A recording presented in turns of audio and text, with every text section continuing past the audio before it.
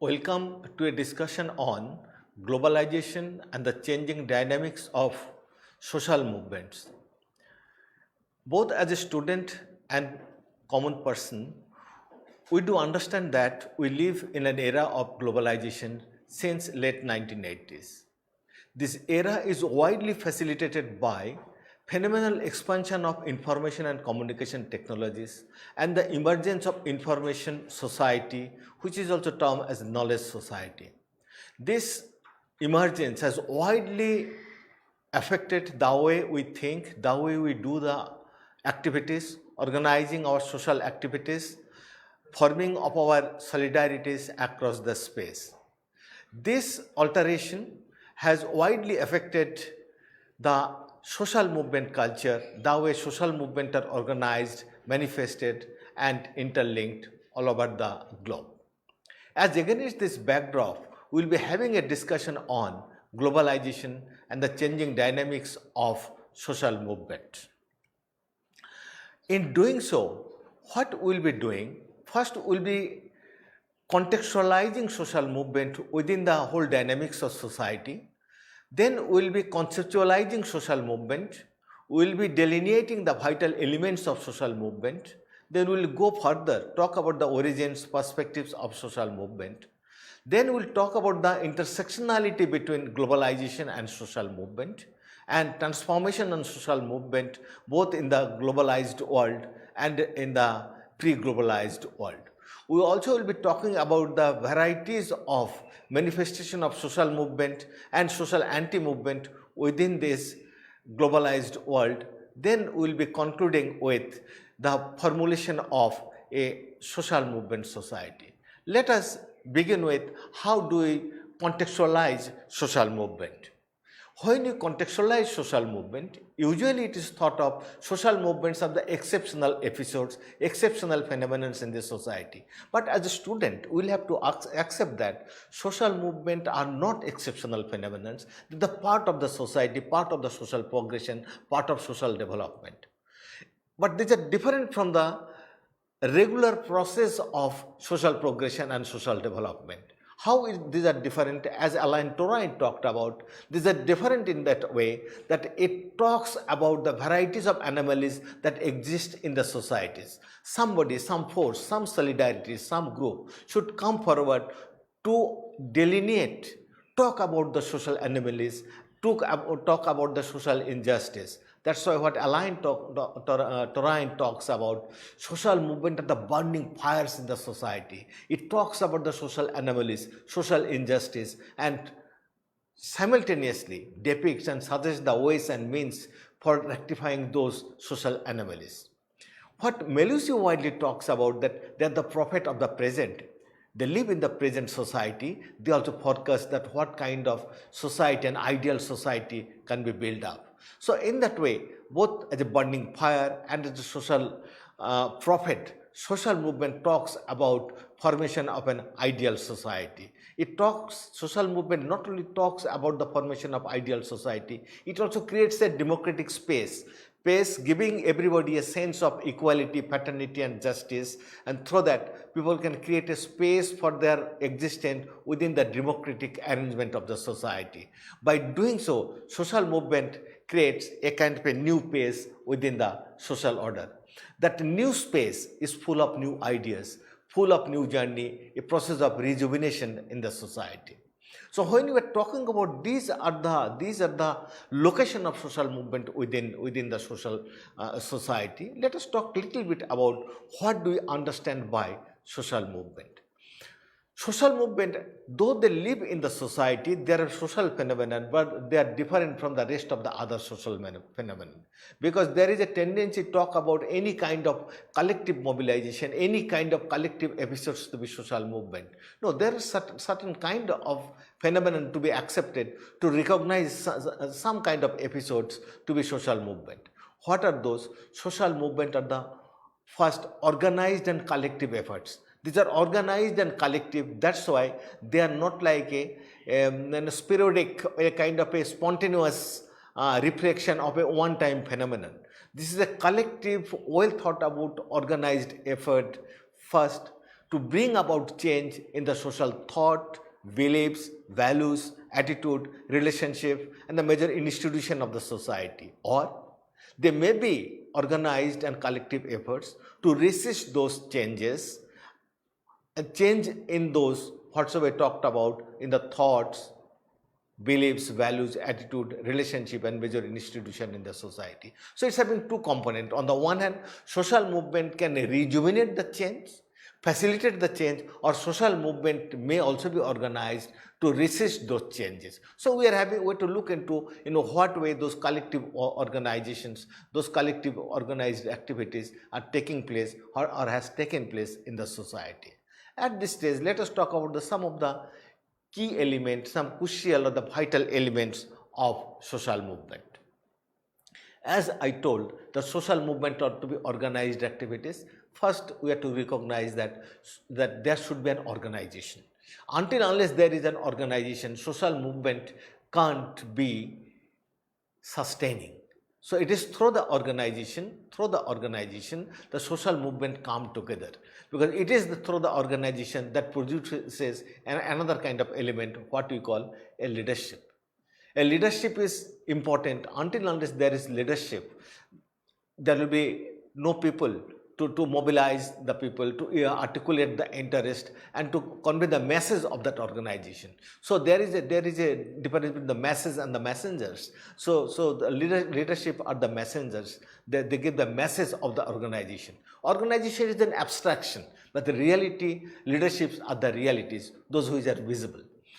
Third important component is that ideology. It is the ideology that gives legitimacy of any collective action, legitimacy of organizing, legitimacy of asking for change, or legitimacy for resisting the change. The third important component is an ideology. Ideology is a worldview, a collective way to look into the world. It's a kind of perception. The fourth important component is the interest articulation. Interest, there may be several people having varieties of other interests, but those interests are to be threaded together, are to be put together in an organized way. So what do you call about, in every movement there is a demand, there is a charter of demand, 1, 2, 3, 4, 5, 6. So these are the demands. So these are the change they want. This is the new thing the social movement look for. What are those new things? What are those changes? What are the change in those institutions? So this specific interest articulation of the people are another important component of social movement. So these are usually done by the leadership in negotiation with the people. When people comes to a social movement, they become part of collective mobilization. Until unless there is collective mobilization, that is the life force of a social movement. A social movement can't be a social movement. So life force of the social movement is always a collective movement, the visibility of the movement. Leaderships are there, leaders are there in one place, but the leadership will not be able to get mass of a meaning until unless there is collective mobilization. Okay, so in this collective, through this collective mobilization, it comes to the sixth point, that is developing linkages.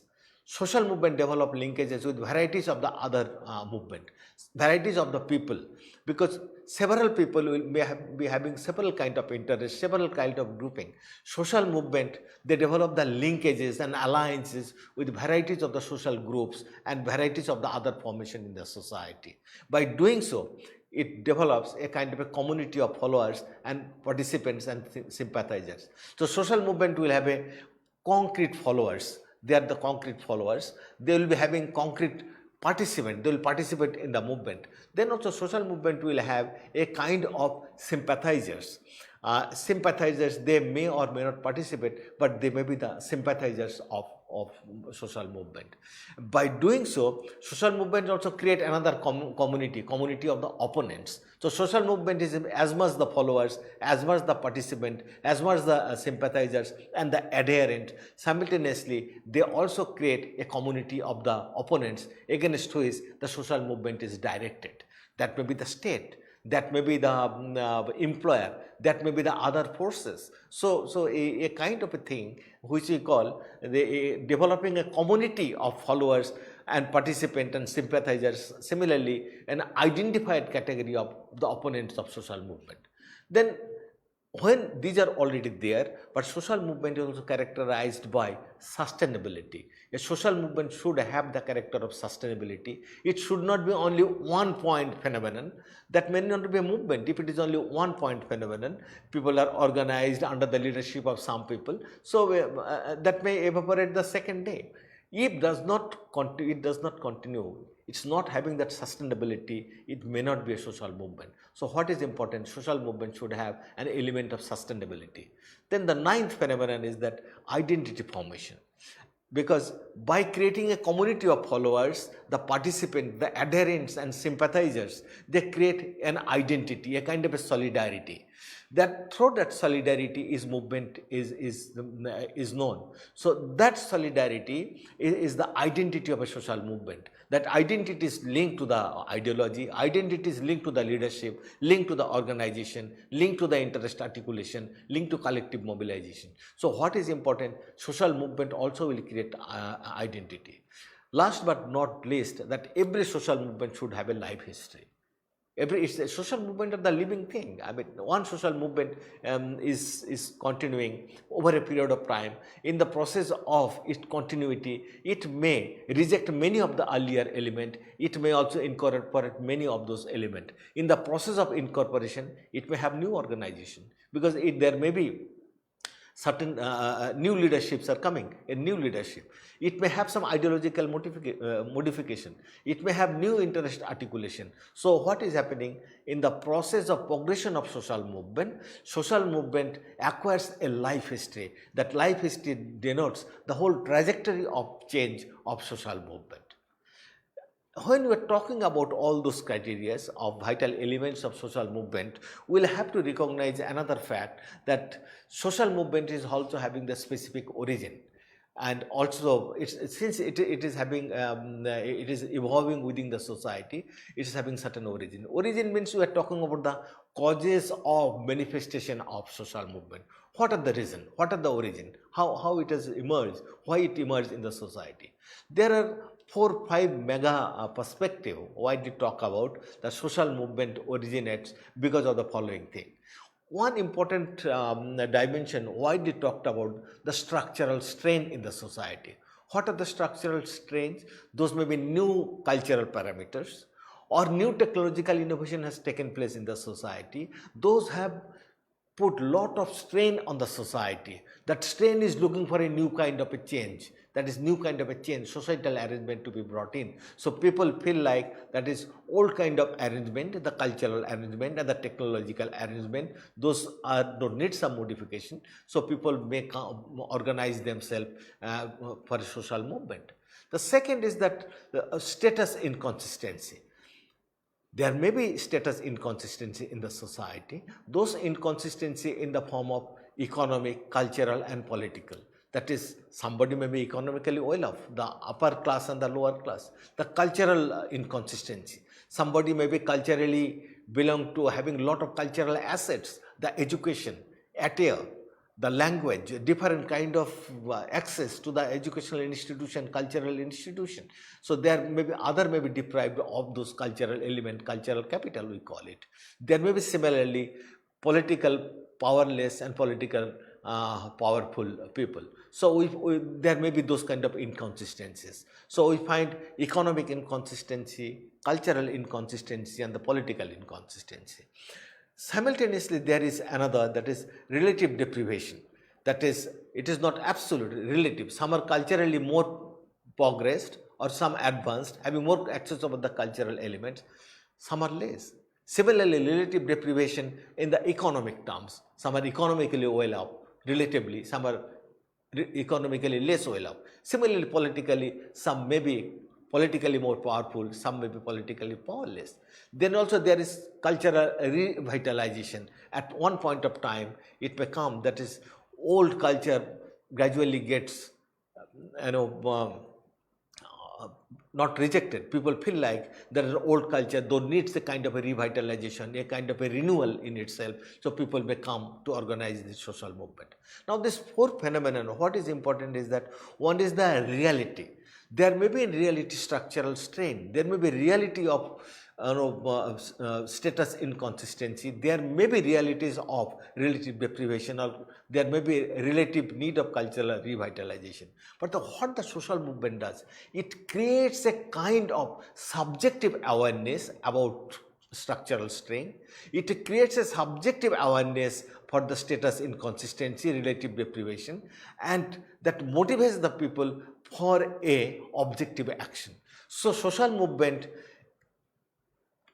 because of it, that capacity of mobilization, it take note of those objective situation, and to out of this objective situation it creates a subjective force to promote certain change and transformation of the society through collective mobilization, through leadership, ideology and organization. Now, when you have talked all this about, let us talk about how social movements are also perceived by several school of thoughts across the globe. Social movement in the social science literature is a very new penetration, even though it is 100 years old. In the social science literature, 100 years is quite a limited time. We have to accept that though the age of civilization and the age of social science is quite new, but the social movement has existed in this earth till the existence of humanity. But this has been conceptualized starting from late 1920s differently by different scholars. One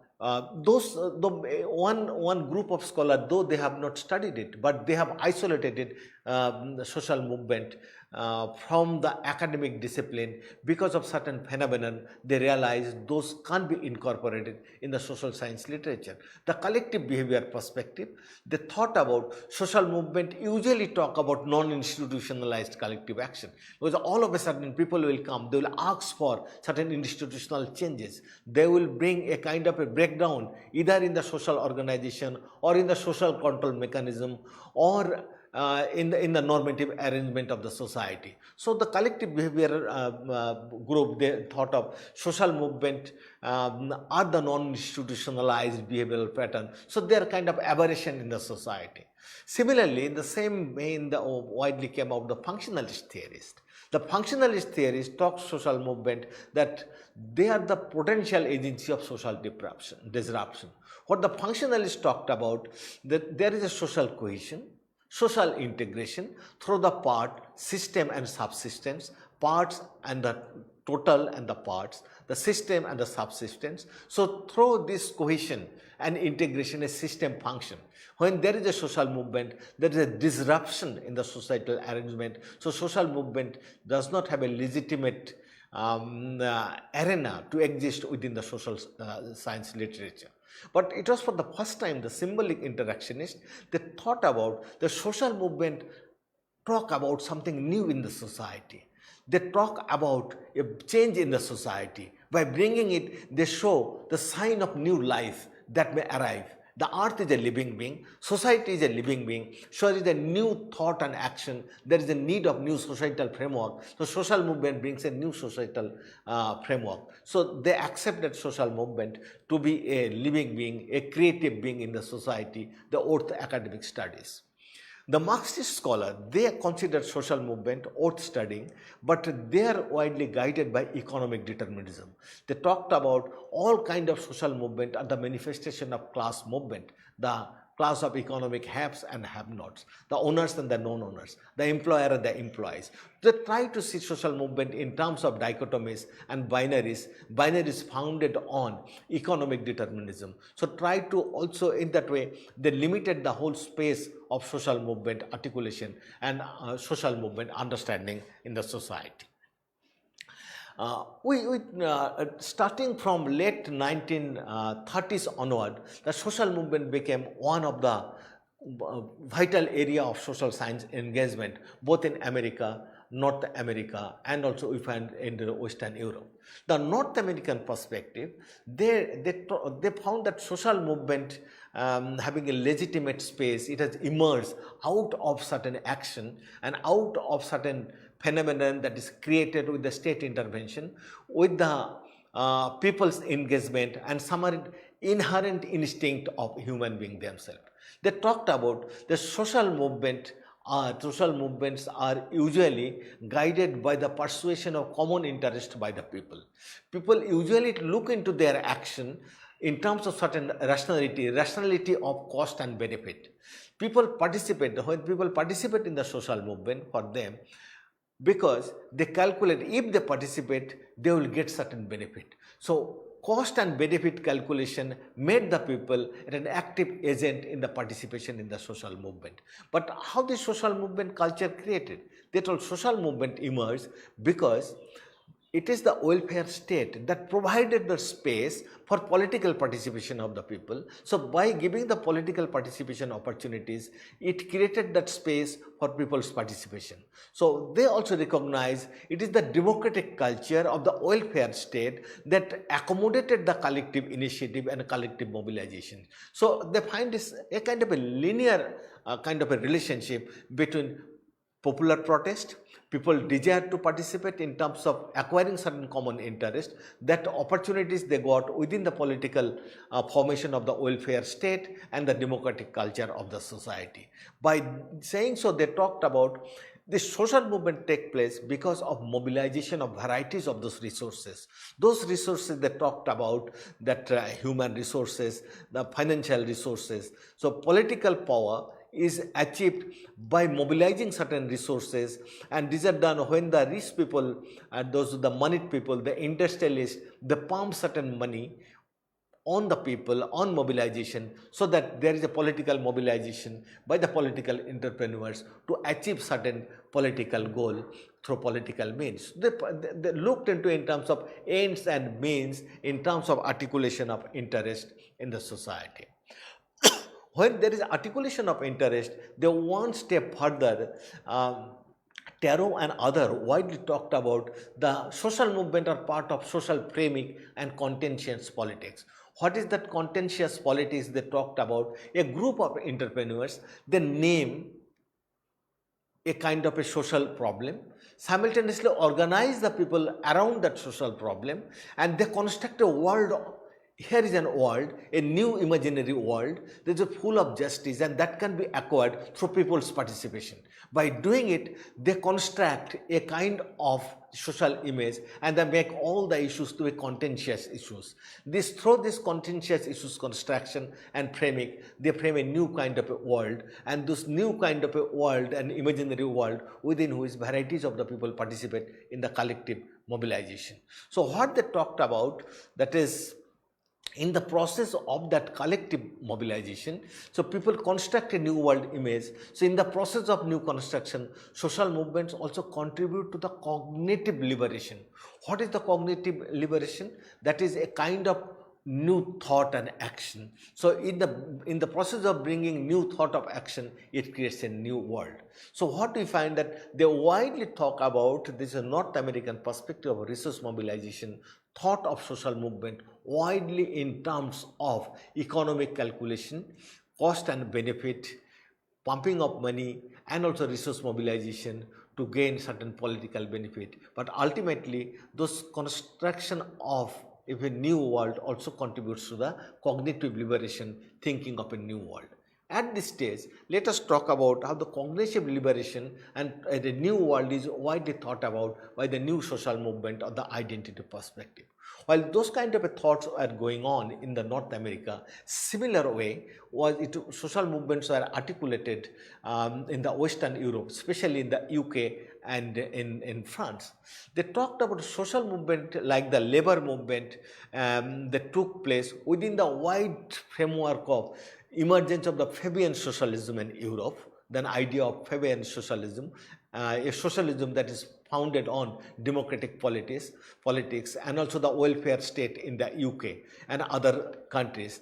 And they give wide space for people's participation in the making petition, making protest, and expressing their feeling about nationalism to the state. So those expression of those interest, expression of those feeling widely contributed to the articulation of new kind of issues they came.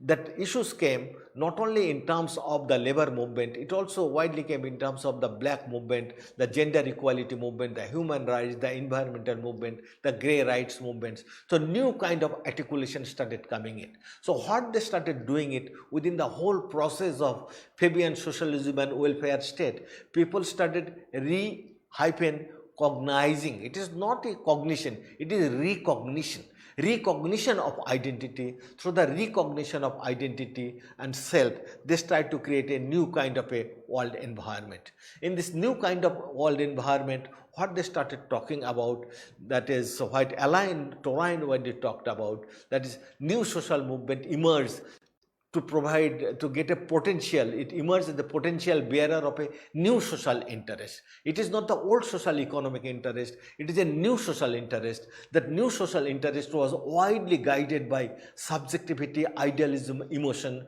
and those subjectivity, idealism and emotion is not founded on materialism. This is widely founded on a wider concern for the people to empower themselves following a means of non-violence, following a kind of autonomy. That is that autonomy speaking in two spheres. One sphere of autonomy is that one people having the autonomy to be part of varieties of social movement in one point of time. They may be they have the autonomy to participate in the labor movement, participate in the black civil rights movement, animal rights movement, gay rights movement. So they are having that autonomy. Simultaneously, that is the personal autonomy. That is, they can enjoy that personal autonomy from that public autonomy. So a kind of a liberation started coming in, and that liberation was totally founded, until now totally founded, the whole idea of global concern guided by subjectivity, idealism, emotion, and a sense to empower the people, guided or autonomy. What we find at this stage, that is, so far we have discussed, that is the North American perspectives of resource mobilization, a powerful perspective. Similarly, another powerful perspective of this new identity perspective, or a new social movement perspective. The new social movement perspective tried to see the world not in terms of chronology of the old, chronology of the new, in terms of the new ideas, as I told earlier. Now, this arrival of these two kind of phenomenon, the existence of two kind of phenomenon, resource mobilization guided by interest, and the new identity perspective guided by the identity. So we find a two kind of perspective, interest and the identity, the subjectivity, idealism getting a more reflection. Now, how it is located in the globalized world, and how the globalized world contributing to the manifestation of a new kind of social movement. Now, when we talk about globalization, as I told in my first introductory part, globalization is having certain co-constituent of this new liberal economic globalization that we experienced from the late 1980s. It is guided by three important co-constituents. One is that enormous proliferation of information communication technologies, that is computer, the laptop, mobile phone, or several kind of apps, the email, WhatsApp, Facebook, that exchanges varieties of information at a faster speed, and that has produced a new kind of a social age, what you call the information age, and knowledge-based society. That has changed the human mind, human's creativity from land and industry to that of human mind. By doing it, it has widely facilitated a fast flow of several characters of societies, the fast flow of human being from one part of the globe to another part, fast flow of information with the click of mouse or tips of finger, from one part of the globe to another. Similarly, fast flow of money, images, risk, practices and emotion across the globe. By doing it, we find that it has created new kind of a world which is identity is not guided based on a physical proximity, rather at time it is a kind of a cyber proximity. So we kind of a fluid kind of identity, there is a fuzzy kind of identities in the society, it has emerged, and within that a social movement is taking place across the space based on the one hand a kind of a new emotion, new kind of a social aspiration, on the other hand fuzziness of the identities. Now when you talk about this world, globalized world, in terms of fuzziness of the identity, fast flow of goods and services, we find that what has happened, a new forces across the globe, it has decontextualized the world. In the process of decontextualization, it has brought in several contradictions in the relationship in the society. What are those contradictions? We find that in the process of decontextualization, a kind of contradiction between the interest and identities. So it is not quite easy to look into whether some solidarities are formed for the sake of identities or for the sake of interest. There is also interface and a kind of a complexity between these two. Can we compartmentalize the social grouping following in terms of economic interest or something guiding in the name of only identities? Let us give an example. When you talk about the nationality's identity, it is above all identities. People are guided by certain emotion and identities. Interest, economic interest, interest of the agricultural laborer, interest of the workers, interest of the farmers, those are the economic interest. So what we find, what are the intersectionalities and contradiction between, on the one hand, identity, those who are guided by an amount of subjective element and meaning, on the one hand, a realities of economic interest. Similarly, it is guided a contradiction between the subjectivity and objectivity, whether it is a subjective feeling that is guiding my behavior or a behavior of a group, or it is the objective social phenomenon that is conditioning a group to behave particular behavior. Similarly, a contradiction between the morality and rationality, whether it is a moral commitment or it is a rational action, a kind of contradiction in that space. Similarly, we find there is enormous process of getting solidarity based on certain group. On the other hand, we find a lot of fluidity within that group. Take an example, we kind of a solidarity of our nation at one point of time. Those solidarities coming in the name of one nation or one identity. Same we find those identities get a kind of a fluidity within that identity when the country and the people get divided in terms of caste, ethnicity, religion. So we find again that contradiction at time get reflected, rationality at times reflected in terms of morality. We also find similarly the process of framing and cognition, singularity of identity, plurality of identity. Then we find another kind of a social versus social anti or anti-social. What we find within this whole process, when you talk about identity, whether identity is a liability or identity is an asset. Identity is a liability in the context of proliferation of social movement, or identity becomes just otherwise. So what is important that we are living in a globalized world that has brought a lot of contradiction within this social movement phenomenon. Within this contradiction, now we find different kind of social movement is taking place across the globe. What is that? A kind of a multiple varieties of social movement across the globe. What are those social movement? We find the nationality movement. We find the religious movement, we find the environmental movement, the gay rights movement, environmental protection movement. So we find the varieties of those movement. They want to create an image of another world, image of a new world, and through that they try to construct at time lot of cultural identities, the economic identities and political identities. So we find this globalized world is guided by proliferation of varieties of social movement taking place across the world. Take India as an example. We find it is a site of manifestation of varieties of social movement, the peasant movement, the farmers movement, the Dalits movement, the tribal movement, women's movement, the environmental movement. What you find, those movement has made the people resilient, conscious about their own kind of problems, issues and identities in the society. Simultaneously, none of these movements are isolated. They are linked and interlinked with one another in terms of certain common point, in terms of certain dots. By doing it, those interlinkages, it is creating a culture of a social movement society. A social movement society that is widely guided by plurality of social movement, taking up long-term and permanent position in the society on diverse issues and interest. So it is not a one-time, it's a long-term interest and multiplicity of the social movement. That's why we find wider linkages between the Dalit and the indigenous people's movement, Dalit and indigenous movement, people's movement with environmental movement, the interlinkages of the Dalit and the indigenous people's movement with the agricultural workers movement, the industrial workers movement. So we find a kind of interlinkages that is creating a culture of collective assertion in a plural framework within the society. When this is taking place, on the one hand, what Vavirika widely talking about, there is the proliferation of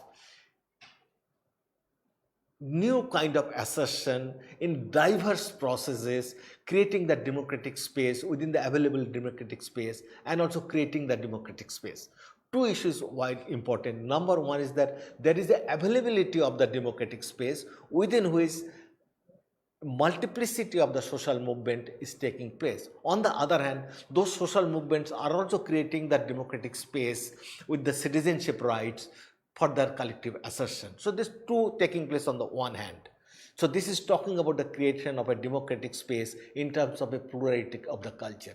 But within the same context, with the proliferation of multiplicity of the social movement, fast flow of goods, services and images, what do you find? A kind of a manifestation of a different kind of a social movement culture, what you call inverted image of social movement, that is widely social anti-movement. That social anti-movement, they are squeezing the space, at times destroying the space that is created by social movement culture. This social anti-movement, they are talking about not of the citizenship right, they are talking about the absolute rights, they are talking about the homogeneity as against the heterogeneity, they are talking about the purity of the culture rather than morality of the culture. They champion the absolute and they adopt an attitude of the do and die. So what is important, and these movements, this social anti-movement also become violent by not creating that space of democratic space, it takes the violent form. But the new social movement created the space of non-violent collective assertion in a sustainable manner. That social anti-movement create the space of violent social expression by promoting absolute and championing the absolutes and taking a do and die attitude, and they create a new kind of a culture by destroying the pre-existing democratic framework of the society. The what Vavirika widely talks about, they appear in an arena where social movement also exists. But what they do, they try to destroy the social movement which is existing in the contemporary world. They fight against the social movement culture. So that is what we talked about, the globalization, white on the one hand, given the space of proliferation of multiple social movement, creating a space for social movement culture, it's also creating the space for social anti-movement. At this stage, let us go to the last part of our discussion, what we call it, transformation of the social movement. Initially, I talked about every social movement is having a life history. Having a life history, it undergo a process of transformation. In the process of transformation, we find various vital elements of the social movement undergo changes. Its leadership undergo changes, its leadership, organization, its sustainability, its culture of protest, everything undergo changes. In the process of changes, it acquires different kind of formulation. It may be transformed. it may be transformed, a revolutionary movement that is affecting wide range of social and far-reaching changes. Any revolutionary movement that widely talk of far-reaching wider changes in the society, it may be transformed in the quasi-movement in the society. That is, they look for only limited area of change in the society. So there is that the process of transformation from revolutionary movement to the quasi-movement. The another important transformation may take place, what we call it, from radical movement to transformative movement. A radical movement, the resolve for a large-scale collective mobilization and try to bring about radical changes through radical ideology. They want to bring a change in the structural arrangement of the society. While they may be transformed into a reformative movement, they look for changes in the institutional arrangement of the society, some of the social processes. So that may also take place in terms of revolutionary to quasi-movement, radical to reformative movement. Even there is a possibility that old social movement, those are the class-based movement, they may also get transformed into a new social movement, creating a new social identities, having the new social concern. But what we are talking about, it is not necessarily that revolutionary will be a quasi, radical will be reformative, old will be new. It may be the vice versa. A new social movement may take the character of a old social movement, or a reformative movement over a period of time may take the form of a radical movement, or a quasi movement take the form of a revolutionary movement. So what we find, there is enormous complementarity between the institutionalized and the radical movement within the whole process of articulation of interest, whole journey, new developmental trajectory of social movement. What do you find? Then when there is a process of mobilization, there is a mobilization, it creates the possibility of varieties of other mobilization in the society. By doing it, we find the process of collective mobilization and institutionalization go hand in hand. So Indian society is widely reflected with varieties of evidences that many of the revolutionary movement, they have taken the form of institutionalized character, and many of the institutionalized movement has remained as an institutionalized movement. At this point, many of the scholars widely contribute to the fact that when a social movement gets transformed into a political party, it ceases to be a social movement, because the oppositional zeal, the zeal for collective mobilization that remains attached to a social movement, that zeal gradually get dejected, gradually get aborted from the social movement culture. So what you find in the whole trajectory of a social movement, there is a process of complementarity between collective mobilization and institutionalization. Okay. Now at this stage, let us have a kind of a recap what we discussed. First we discussed, that is, the location of social movement within the wider social processes, number one. Then we talked about what are the vital elements of social movement, that is, we have talked about the 10 important elements of social movement: the ideology, the organization, leadership, collective mobilization, interest articulation, sustainability. These are the vital elements of social movement. Then we talked about various perspectives of social movement studies: the North American perspective, the West European perspective, the resource mobilization perspective, the new social movement perspective. Then we talked about how this proliferation of social movement has taken place within the with the arrival of a globalizing era. How social movement is constructing varieties of fluidity and contradiction in this society. Within that, we find there has been proliferation of social movement on the one hand and social anti-movement on the other. Then we talked about the whole dynamics of change and transformation in the social movement. Then we talked about how the radical social movement getting institutionalized, the revolutionary social movement taking the form of quasi-movement, or the old social movement taking the form of new social movement. Then we finally talked about complementarity between the institutionalized mobilization and the possibility of future mobilization for social movement. Thank you for being with us, and we'll welcome your feedback, if any. Thank you.